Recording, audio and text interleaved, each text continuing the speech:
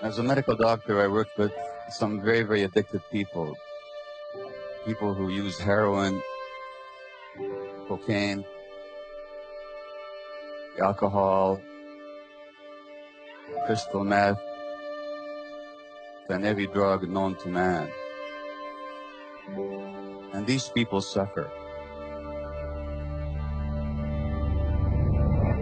They lose their health, they lose their beauty, they lose their teeth, they lose their wealth, they lose human relationship, and in the end, they often lose their lives. And yet nothing can force them to give up their addiction. The addictions are powerful, and the question is why?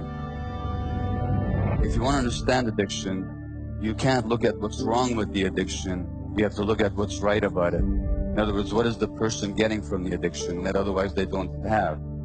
And what addicts get are relief from pain, a sense of peace, a sense of control, a sense of calmness, very, very temporarily. And that's what the real question in addiction is, not why the addiction, but why the pain. If you want to ask the question of why people are in pain, you can't look at their genetics. You have to look at their lives. And in the case of my highly addicted patients, it's very clear why they're in pain, because they've been abused all their lives. They began life as abused children, physically abused, neglected, sexually abused, abandoned over and over again, and that's why the pain. The human brain develops in interaction with the environment.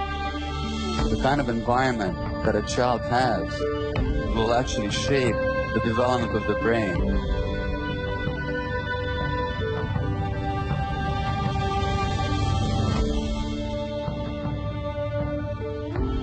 The Buddhists have this idea of the hungry ghosts. The hungry ghosts are creatures with large empty bellies and small scrawny necks and tiny little mouths, so they can never get enough. They can never fill this emptiness on the inside. And the addiction is all about trying to fill that emptiness from the outside. From that perspective, you can understand that there's many, many addictions. Yes, there's the addiction to drugs, but there's also the addiction to consumerism, the addiction to sex, to the internet, to food. For each person, there's a different way of filling the emptiness. But the emptiness always goes back to what we didn't get when we were very small.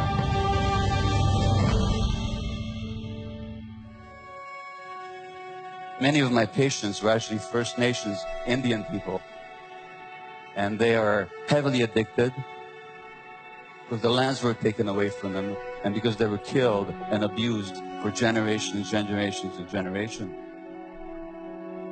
If you can understand the suffering of these native people and how that suffering makes them seek relief from pain in their addictions, what about the people who are perpetrating it?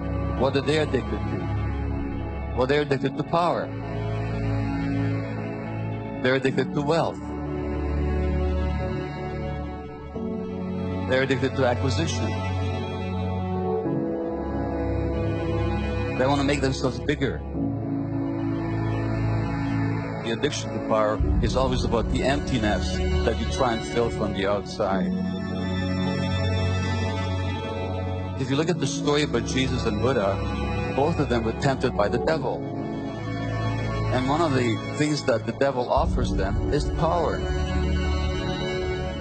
And they both say no, because they have the power inside of themselves. They don't need it from the outside. They don't want to control people. They want to teach people by example, not through force. So they refuse power. Jesus says the kingdom of God is within. That the power is not outside of yourself, but inside. And the Buddha says, don't worship me. Find the lamp inside yourself. Be a lamp unto yourselves. Find the light within. And so as we look at this difficult world, let's not look to the people in power to change things, because the people in power are very often some of the emptiest people in the world. We have to find that light within ourselves. We have to find the light within humanity. And in our own wisdom, in our own creativity. If we find that light within, if we find our own nature, then we'll be kinder to ourselves, and we'll also be kinder to nature.